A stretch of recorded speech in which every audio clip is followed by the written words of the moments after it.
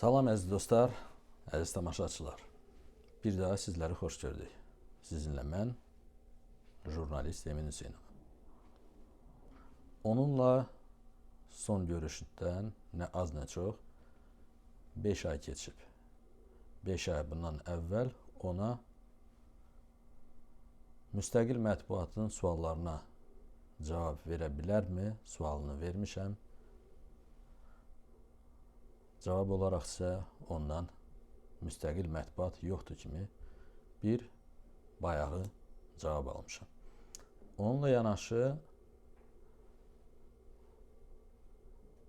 onun şəriki olan Mehriban Əliyevə də sual vermişəm. Azərbaycanda demokratiyanın durumu ilə bağlı. Ondan da cavab aldıq. Cavabları bir çoxlarınız bilirsiniz. Qayıdaq İlham Əliyevə. İlham Əliyevə, o İlham Əliyevə ki, bu yaxınlarda yenə də bütün dünyadan nə qədər vicdanını itirmiş jurnalistlər varsa yığıbdır Şuşaya, dırnaqarası 4-cü Şuşa Qlobal Media Forumuna. Onlar da təxminən 3 saata yaxın, 3 saatdan biraz çox danışıbdır, söhbət edibdir. Bu dəfə isə İlham Əliyev yenə də göstərdi ki, o müstəqil mətbuatın suallarına cavab verə bilmir. Bəs biz müstəqil mətbuat olaraq ona sual ünvanlaya bilərikmi? Əlbəttə edə bilərik. Və məhz bununla bağlı mən sizlərə yenə də müraciət edirəm və sizə sualla müraciət edirəm ki, hansı sualı növbəti dəfə İlham Əliyevə verməyimi istəyirsiniz? Kimsə deyə bilər ki, Emin, İlham Əliyevlə yenə görüşəcəksən. İstisna deyil. İlham Əliyev iyulun 21-i bilirsiniz ki, onun səfərləri sirli saxlansa da adətən əvvəlcədən bunu açıqlamasa da bizdə olan məlumata görə İlham Əliyev bu dəfə Berlin şəhərinə gələcəkdir. Orada onun Almaniyanın prezidenti Steinmeierlə görüşü nəzərdə tutulur. 21 iyul günün birinci yarısında onunla olacaq və çox güman ki, Friedrich Merzlə də görüş olacaqdır. Bu videonu çəkməkdə məqsəd yenə də sizlərlə məsləhətləşib İlham Əliyevə hansı sualların verilməsini müzakirə etməkdir. Çox uzun çəkməyəcək bu video. Əvvəla bir daha bildirmək istəyirəm ki, mən hal-hazırda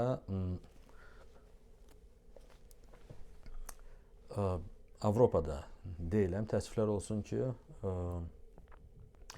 onu deyə bilərəm ki, Avropaya getməyim üçün təxminən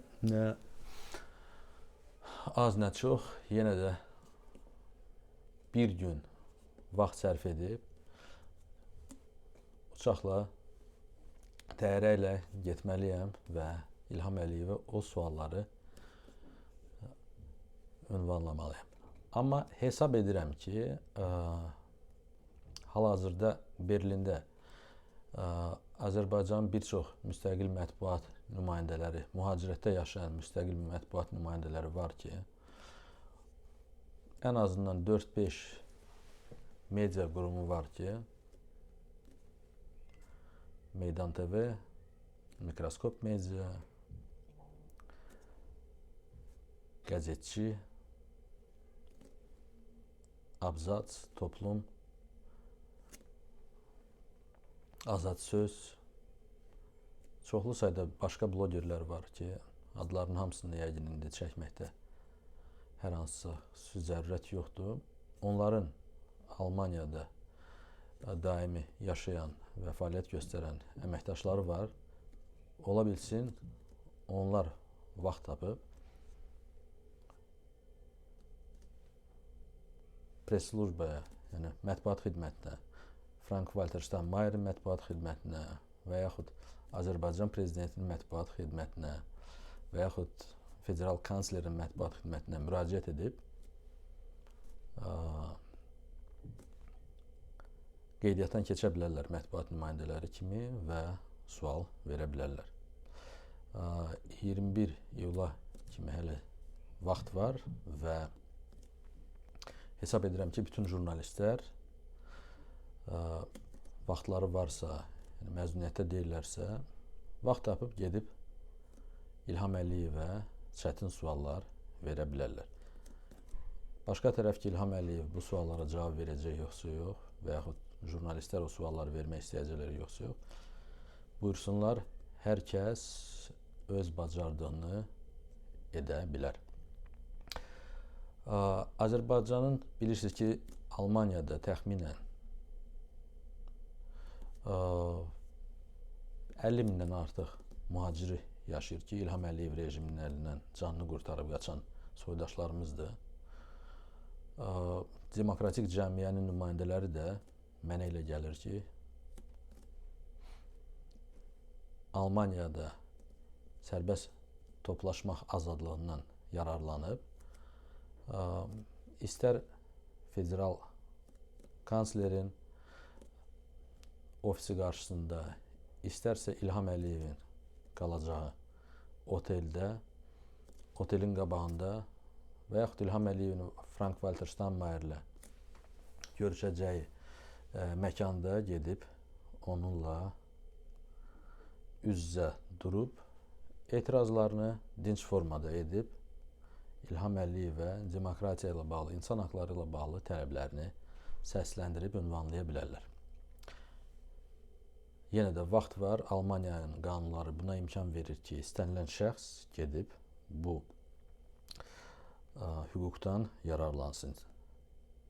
Və yenə də deyirəm ki, istər qeydiyyatı olan, istər qeydiyyatı olmayan siyasi partiyaların və yaxud birliklərin nümayəndələri gedib bunu edə bilərlər. Hal-hazırda mən bilirəm ki, Almaniyada, Berlində bir qrup mühacirimiz uzun müddətli aclıq aksiyası edir, etiraz aksiyası edirlər. Ola bilsin, onlar da orada şüarlarında İlham Əliyevə ünvanlana biləcək şüarlar əlavə edə bilərlər. Və Almaniya hökumətinə də, rəsmilərinə də bu məsələ ilə bağlı sözlərini, xahişlərini çatdıra bilərlər. Hərçənd onu deyə bilərəm ki, dəyərli dostlar, indiyə kimi görünən təcrübə odur ki, İlham Əliyev kimi insanları ancaq dövlət başçılarını ancaq xaricdə biz tutub onlardan yaxalarına necə elə dilində, loru dilində də yaxalarından yapışıb sualları verə bilərik. Daha dəqiq deyə bilərəm ki, artıq İlham Əliyevin birinci növbədə Almaniyanın prezidenti ilə görüş olacaq. Saat 10-15-də olacaqdır. Yəni planlaşdırılan görüş səhər tezdən olacaqdır. Villa Borsig adlandırılan bir məkanda olacaqdır. Tarixi bir villadır. Orada yüksək çinli dövlət rəsmilərini qəbul edirlər. Bəzən onlar qonaq evdə var, onlar orada qalırlar. Biraz gözlərdən kənar bir yerdə yerləşən, amma Berlində yerləşən bir yerdir. Orada zamanında Bruney Sultanını da qəbul edirdilər. Başqa rəsmi delegasiyaları Alman hökuməti qəbul edirdi və bəziləri də orada qalırdı. Bəlkə İlham Əliyev orada da qalacaq. Bunu öyrənmək üçün yenə də Azərbaycan jurnalistləri yetər ki, biraz araşdırma eləsinlər və İlham Əliyevin harada olacağını tapıb, gedib oteldə də cəhd edib, otelin qarşısında da ona sual verə bilərlər. Necə ki, yadınıza gəlirsə ki, mən həm Brüsseldə də, müxtəlif tədbirlərdə, Münxendə də, Vaşinqtonda da otelin qarşısına gəlirdim. İlham Əliyevə suallarımı ünvanlayırdım. Son dəfə 19-u İlham Əliyev 19 fevralda İlham Əliyev Vaşinqtona gələndə təəssüflər olsun ki, mənə qarşı baş verən və baş tutmayan xoşbəxtlikdən sui-qəsd cəhdi bu planları gerçəkləşdirməyə mənə imkan vermədi və mən Jenevada qalası oldum. Bilirsiniz ki, planlaşdırırdım ki, gedim ora, Vaşinqtonda İlham Əliyevə sual verim. İndi hal-hazırda ABŞ-dayam və onu deyə bilərəm ki, buradan Berlinə getmək yenə də maliyyə xərci tələb edən bir ehtiyac ola bilər və mən hal-hazırda Azərbaycan xalqına, tamaşaçılarıma sual vermək istəyirəm ki, siz əgər istəyirsinizsə ki, mən gedim orada, mən də suallar verim və bu səfəri maliyyələşdirməyə israrlısınızsa, zəhmət olmasa yazın. Mən bura yenə də bizim təşkilatın rəsmi bank rekvizitlərini qoya bilərəm, Bitcoin wallet məlumatlarını da yerləşdirə bilərəm ki, əgər hesab etsəniz ki, gedib orada o sualı verməyə ehtiyac varsa, gedib sualı verə bilərəm və Frank-Walter Steinmeierə də sualı verə bilərik. Mən Frank-Walter Steinmeierlə həm onun Xarici İşlər Naziri vəzifəsində çalışdığı zaman dəfələrlə jurnalist kimi görüşmüşəm, hətta hüquq müdafiəçisi kimi də görüşmüşəm, prezident olanda da görüşmüşəm müxtəlif tədbirlərdə. Yəni Almaniyada və Fransada, Avropada yüksək çinli məmurları rəsmi tədbirlərdə görüb onlara sual vermək demokratik normalara sığan bir reallıqdır. Təəssüflər olsun ki, Azərbaycanda bu reallıq yoxdur. Mən birazdan canlı yayımda bu verilişi dayandırmalı olacağım, çünki görüşə gedəcəm. Sizlərdən yenə də üzümü tutub sual verirəm ki, əgər istəyirsiniz ki, mən gedim ora, o sualları verim, necə ki, Münxendə gedib İlham Əliyevi 2 gün ərzində sizi maraqlandıran sualları ona ünvanlamışam və Mehriban Əliyevə. Bu dəfə də gedib o sualları onlara ünvanlaya bilərəm. Qaldı ki, ikinci tərəfdə var. Mən hüquq müdafiəçisi kimi də Frank-Walter Steinmeierə də, Azərbaycan prezidentinə də, kanslerə də məktub yaza bilərəm, açıq məktub və Azərbaycanda 400-ə yaxın siyasi məhbusun, 40-a yaxın jurnalistin, onlardan 9-u xanımdır, inancılı xanımlarımız var ki, 6 inancılı xanımımız var. Yəni, ola bilsin sayılası mümkün olmayan siyasi məhbuslar var ki, biz onların heç sayını dəqiq də bilmirik, amma bilirik ki, ən azından 400 nəfərdən artıqdır. Bu məsələ ilə bağlı sual verə bilərik, amma demək istədiyim odur ki, sizlərdən tövsiyə almaq istərdim. Nə daha doğrusu olar? Mən burada da ABŞ-da qalıb o məktubu sifarişli məktubla göndərə bilərəm.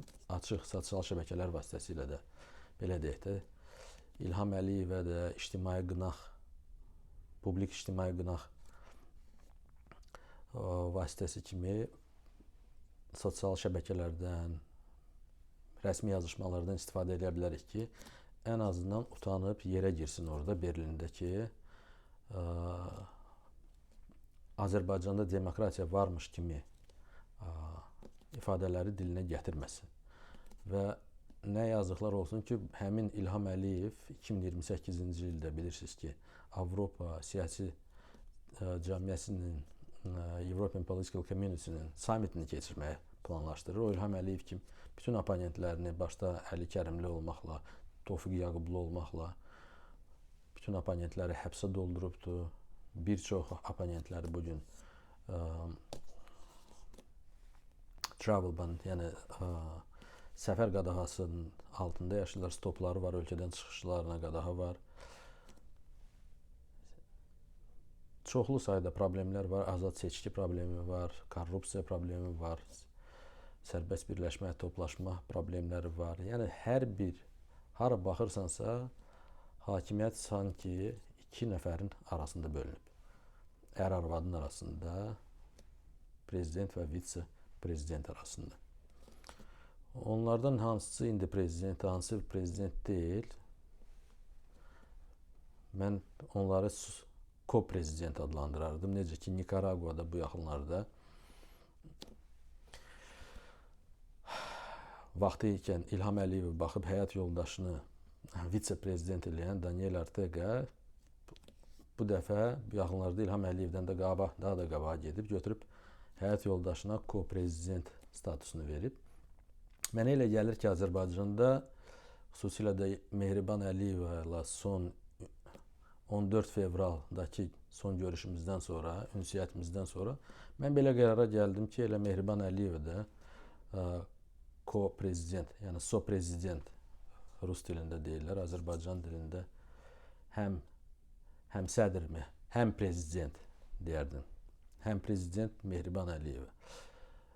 Bəzən bu həm prezidentlər biri daha qabağa gedir, biri o birisini nədəsə əvəzləyir. Mənə elə gəlir ki, indi Mehriban Əliyeva, İlham Əliyevi bir çox məsələlərdə, xüsusilə də ölkə daxilində, daxili siyasət məsələlərində, biznes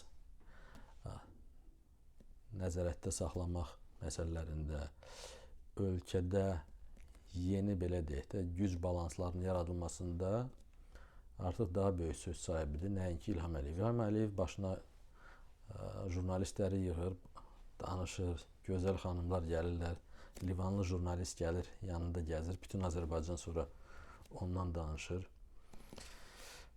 Friedrich Merz və Walter Steinmeier də İlham Əliyevlə görüşmək məcburiyyətindədirlər. Onlar da öz ölkələrinin maraqlarını qorumalıdırlar. Bilirsiniz ki, bugün Almaniya 10 minlərlə Azərbaycanlıya kimsə deyə bilər ki, niyə görə diktatorla görüşürlər? Burada da bir qəbahət bir şey görünmür. Çünki reallıq bundan ibarətdir ki, əziz dostlar, Almaniya bugün 10 minlərlə Azərbaycanlıya siyasi sığınacaq veribdir. Və Azərbaycanlı siyasi mühacirlər Almaniyada özlərinə, belə deyək də, təhlükəsiz bir sığınacaq tapıblar.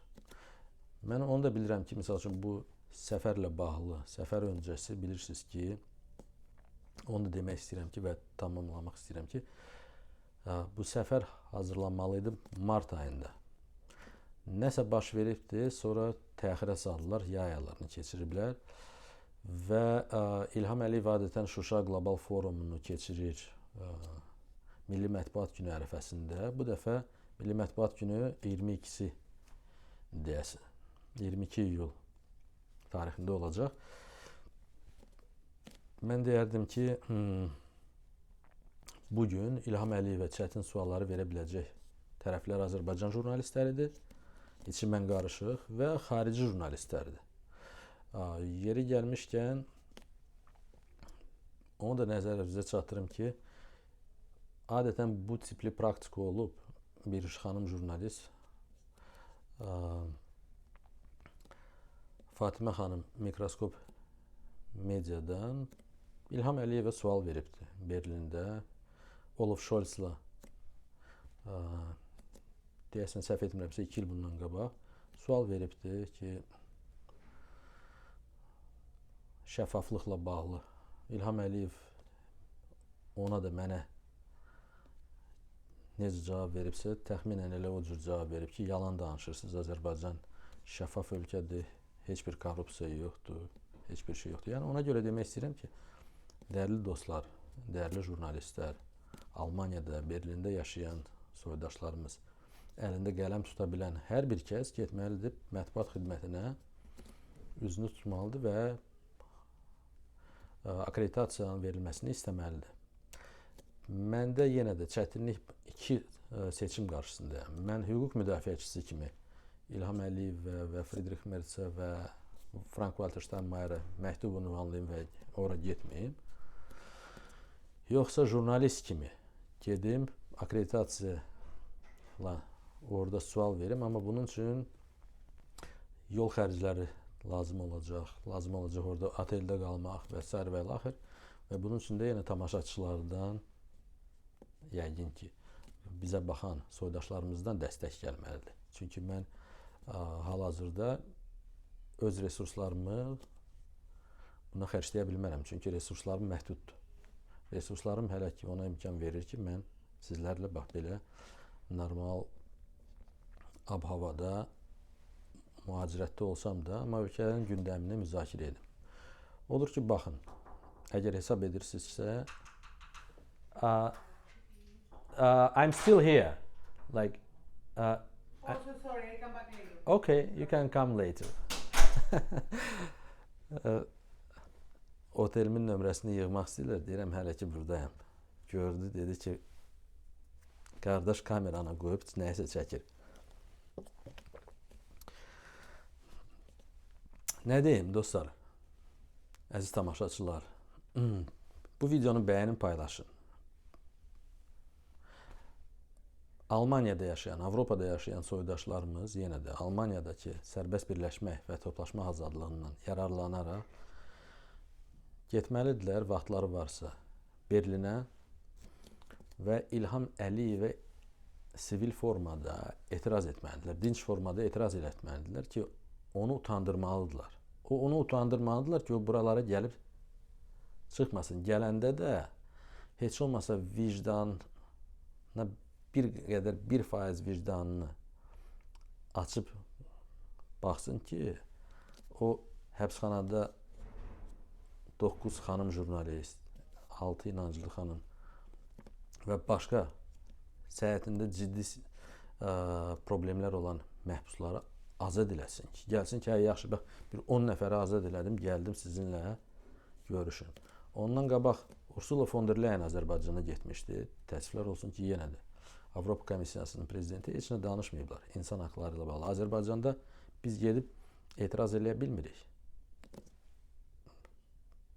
Bizdə yalnız bizə qala biləcək məsələ odur ki,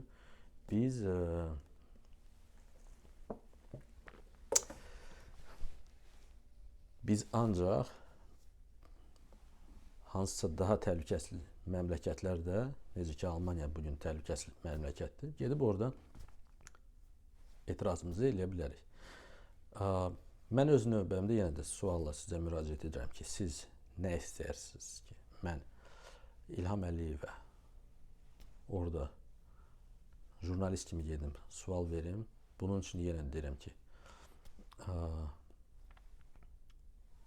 bank rekvizitlərimi saxlayacağam. Əgər kimsə əlaqə saxlamaq istəsə, bizə donationlar, yəni iyanələr edib bizi maliyyələşdirə bilərlər.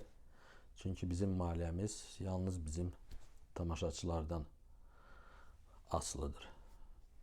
Və mən bilirəm ki, bugün Azərbaycan xalqı çox kasıb vəziyyətdə yaşayır və burada özümü bəlkə də ölkədə yaşayan daha belə deyək də az imkanı olan cəmaata yox, mühacirətdə yaşayan, ABŞ-da yaşayan, Avropada yaşayan, işləyən soydaşlarımıza özümü tuturam ki, əgər siz həqiqətən də istəyirsiniz ki, mən gedim orada o sualları verim, İlham Əliyev belə deyək də o vicdanını oyadım, bəlkə üzü biraz qızarsın, eləsin, böyük məmnuniyyətlə gedə bilərəm. Amma bunun üçün yenə deyirəm ki, bilet almalıyam, otel tutmalıyam və bundan sonra gedə bilərəm. Yox, əgər hesab edirsiniz ki, daha resurslara qənaət edib, onsuz da Berlində sadaladığım kimi ona yaxın media qurumların nümayəndələri bugün Almaniyada özlərinə ikinci vətən tapıblar. Blogerlərdən tutmuş müstəqil medialara qədər hamı oradadır, oralardadır. Buyursunlar, sual versinlər. Yeri gəlmişkən onu da bildirim ki, bir çoxlarını, həmin o sadaladığım blogerləri son bir ay ərzində, ay yarım ərzində çox intensiv şəkildə izləyirdilər. Qorxudurdular sanki, baxın, biz sizin harada yaşadığınızı bilirik, izləyirik. İlham Əliyev gələcək. Bu psixoloji bir üsuldur ki, oponentləri qorxudursan ki, baxın ha, bundan danışmayın, başımıza oyun açarıq, sizi taparıq. Necə ki, mənə hədə qorxu gəlirdi İlham Əliyevin o axranların Münchində ki, bəs başqa söhbətlər burada eləsən, başımıza oyun açarıq, nə bilim, nə eləyərik, elə eləyərik. Qoçuluq eləyirdilər. Mən də onlara dedim, gedin işinizlə məşğul olun. Sizin bu, belə deyək də, kimisə Azərbaycanda qorxuda bilərsə, məni burada gedən qorxutma bacarmayacaqsan. Amma mühacirlərə onu da bildirim ki, xüsusilə də jurnalistlərə, İlham Əliyevin və Alman hökumətinə də, yəqin ki, onlar da bu videoya baxacaqlar. Gözümü tutub demək istəyirəm ki, İlham Əliyevin səfəri bitəndən sonra, xüsusilə də Almaniyada yaşayan, Avropada yaşayan blogerlərə qarşı təhlükə səngiməyəcək, əksinə güclənəcək. Çünki onlar təbii ki, kimsə yenə də sual verəcək, kimsə nəsə eləyəcək. Necə ki, mən sual verdim İlham Əliyevə Münchində. Ondan sonra bir neçə dəfə sui-qəsd cəhdi oldu ardı-ardınca. Və bugün mən 5 ay ərzində bütün işimi, gücümü sərf elə, resurslarımı, mali resurslarımı səfərbər etmişəm ki, onları məhkəməyə, cinayətkarları məsuliyyətə cəlb edim. Yəni, mənim davam onlarla hüquqi müstəvidə davam eləyir. Amma demək istədiyim odur ki, hər bir hökumət, xüsusilə də Alman hökuməti bu cür qəddar diktatoru qəbul edərkən anlamalıdırlar ki, bu tipli adamlarla xoş sözlə danışmaq olmaz. Yəni, ona izah eləmək lazımdır ki, İlham Əliyev, sən hələ ki, gəlib bura gedə bilirsənsə, bu demək deyil ki, sən burada Almaniya suverenitetini pozmalısan, burada yaşayan siyasi mühacirlərə divan tutmalısan, transmilli repressiyalar tətbiq etməlisən. Necə ki, Məhəmməd Mirzəliyə qarşı, Vidadi İskəndərliyə qarşı, başqa blogerlərə qarşı fiziki baskınlar, hətta sui-qəsd cəhdləri olubdur. Mən də hələlik bu qədər. Sizi çox yormayacağım. Dedim ki, bir yarım saatlıq bir video hazırlayayım. Baxın, əgər hesab edirsinizsə ki, gedib İlham Əliyevə bu sualları vermək yaxşı fikirdir. Böyük məmnuniyyətlə gedə bilərəm. Videonun kommentlər hissəsində bank rekvizitlərini yazacağıq, göstərəcəyik. Bizim kanala dəstək vermək istəyirsinizsə, yenə də böyük məmnuniyyətlə sizdən dəstəyi qəbul edə bilərik. Çünki biz bilirik ki, biz effektiv işləmək üçün xalqımızla gücümüzü səfərbər etməliyik, resurslarımızı səfərbər etməliyik və qanunun bizə verdiyi imkanlardan maksimum yararlanaraq bu rejimin iç yüzünü açıb xalqa və bütün beynəlxalq ictimaiyyətə göstərməliyik. Bir daha Almaniyada yaşayan soydaşlarımıza Əliyev kimi, Əliyevlər kimi, Paşayevlər kimi avtoritar hökmdarlar, diktatorlar Avropaya gələndə onlara öz mövqelərini bildirməyə çağırıram. Yəni, siz konstitusiyon hüququnuzdan, Almaniyanın konstitusiya hüququndan, Avropa İnsan Haqları Konvensiyasından yararlanaraq bunu edə bilərsiniz. Jurnalistlərimiz də kimin vaxtı varsa lütfən vaxt tapıb həm Almaniyanın xarici İşlər Nazirliyinə müraciət edin, Almaniyanın prezidentinin mətbuat xidmətinə və Almaniyanın kanslerin mətbuat xidmətinə müraciət edin. Ən qısa zamanda sizə qeydiyyat verəcəklər və buyurub siz gedib orada İlham Əliyevə ölkəmiz üçün ictimai önəm daşıyan sualları verə bilərsiniz. Mən də bu qədər. Kanalımıza abunə olun, videolarımızı izləyin. Bu videoları paylaşın ki, başqaları da bilsin. Sizinlə mən, mühacir jurnalist və hüquq müdafiəçisi Emin Hüseynovdur. Tanrı sizi qorusun, bir-birinizi qoruyun, dayaq olun yaxınlarınıza, xüsusilə də həbsdə olan günahsız yüzlərlə siyasi məhbuslarımıza sahib çıxın. Bir daha demokratiya uğrunda mübarizəni davam elətdirən hər kəsə təşəkkür bildirirəm və bu mübarizəyə qoşulmaq istəyənləri də dəvət edirik ki, Siz də gəlin Azərbaycanın daha işıqlı yola birgə aparmaq üçün səylərinizi əsirgəməyin. Sağ olun. Məndə bu qədər. Görüşənədək.